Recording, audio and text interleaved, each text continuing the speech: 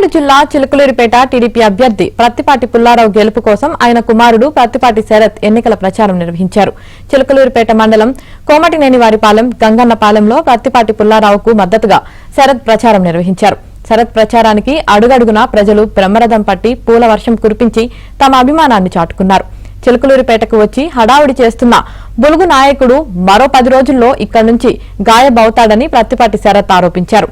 YCP అభ్యర్థికి ఇక్కడి గ్రామాలు తెలియదు, నాయకులు తెలియదు, సరిహద్దులు తెలియవు, పట్నంలో వార్డులపై కూడా అవగాహన లేదని ఎద్దేవా చేశారు.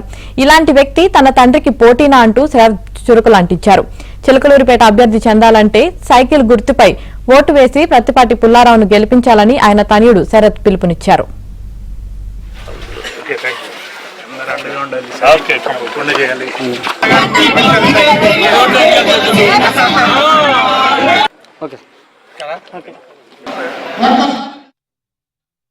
చిలుకలూరుపేటలో నియోజకవర్గంలో ఎవరు లేనట్టు జగన్ రెడ్డి గుంటూరు నుంచి ఒకటిని పారాచూట్ వేసి ఇక్కడ దింపాడు.